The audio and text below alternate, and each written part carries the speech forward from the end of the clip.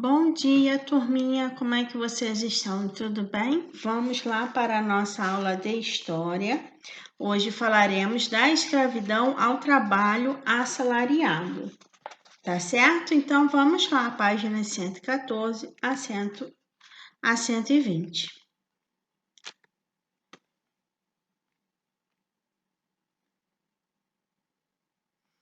Em direção ao fim da escravidão. A escravidão no Brasil durou mais de 3 séculos, desde o início da colonização até 1888. Mas como esse tipo de trabalho foi abolido? No século XIX, alguns países europeus, tanto por motivações econômicas quanto humanitárias, tinham interesse em pôr fim ao trabalho escravo.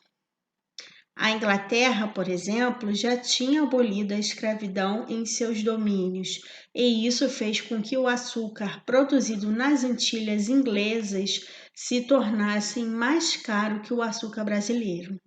Esse foi um dos principais motivos que levaram a Inglaterra a pressionar o Brasil pelo fim da escravidão. Internamente, aqui no Brasil, havia pressão abolicionista apoiada por parte da elite intelectual e política do Brasil, além de movimentos organizados por grupos de escravizados e de alforriados. Agora falaremos um pouquinho sobre as leis abolicionistas, tá ok? Então vamos lá. Vamos ver um pouquinho mais sobre essas leis. Então, aí nós temos o quê? A primeira lei, né? Tratado secreto, fuga da família real, quando a família real veio aqui para o Brasil. Em 1845, nós temos a lei Bill Abraham, o fim do comércio escravo no Oceano Atlântico. Agora, em 1850, temos aí a Lei Eusébio de Queiroz, que foi o fim do comércio escravo no território brasileiro. Em 1871, a Lei do Ventre Livre. A partir desse ano, filhos de escravos eram considerados libertos. Em 1885, a Lei do Sexagenário. A partir dessa data, escravos maiores de 60 anos eram libertados. Em 1888, finalmente aconteceu a Lei Áurea, tá? Que pôs fim à escravidão no Brasil. Agora vamos ver um pouquinho sobre a Lei Áurea. Somente em 13 de maio de 1888 foi assinada a lei que pôs fim à escravidão no Brasil, chamada de Lei Áurea. Ela foi assinada pela princesa regente do Brasil naquela época, princesa Isabel de Bragança. Agora preste atenção no documento, um trechinho do documento sobre a lei. A princesa imperial regente, em nome de Sua Majestade, o Imperador, o Senhor Dom Pedro II, faz saber a todos os súditos do Império que a Assembleia Geral decretou e ela sancionou a lei seguinte, artigo 1. É declarada extinta desde a data desta lei a escravidão no Brasil. Artigo 2, revogam-se as disposições em contrário. Então, essa lei foi a que pôs fim, finalmente, na escravidão. Mas, mesmo após a abolição oficial da escravidão, alguns grupos, sim, gente, continuaram a ser mantidos como escravizados nas fazendas. E esses aí são os problemas pós-abolição. Alguns fazendeiros mantiveram escravizados após essa lei.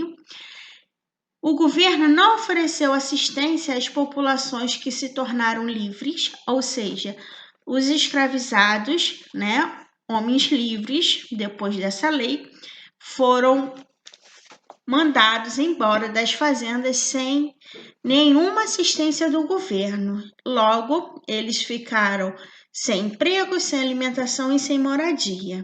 Tá? Fora o preconceito racial. Os imigrantes. Agora vamos estudar um pouquinho dos imigrantes.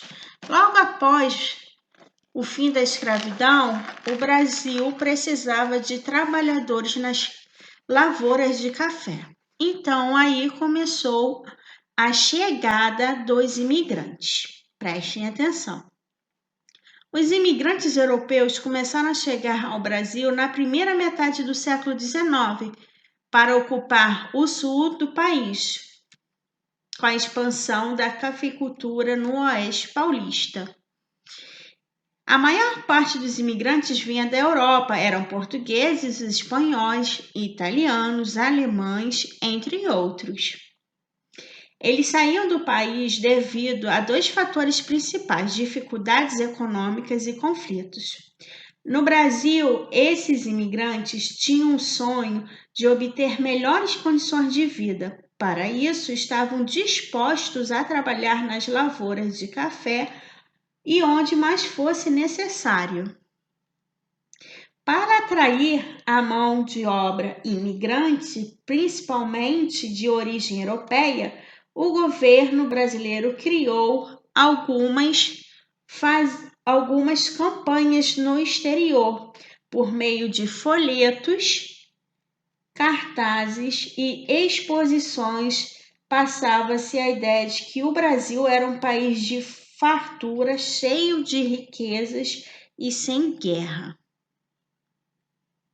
Aí nós podemos ver, tá, galerinha? Os trabalhadores imigrantes da época.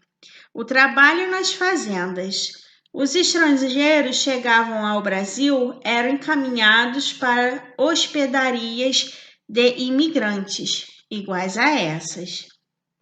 Nas lavouras de café, homens e mulheres e muitas vezes crianças cumpriam jornadas exaustivas de 10 a 14 horas de trabalho, e as mulheres também eram responsáveis por cuidar dos alojamentos e dos filhos. As duras condições nas fazendas levaram muitos imigrantes a voltar para seus países.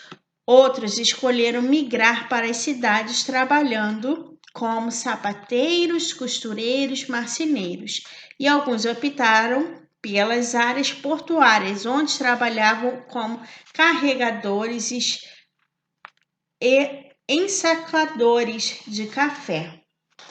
Então, podemos perceber, galerinha, que o trabalho depois da abolição continuou muito duro para os trabalhadores migrantes. Apesar de receber um salário muito baixo, as horas trabalhadas eram exaustivas, fora sem contar com a temperatura do nosso país, que é bem diferente dos países lá da Europa. Agora vocês irão fazer até a página 119. A 120 ficará para uma próxima aula. Então, façam direitinho, com calma, tá bom? Um beijão para vocês.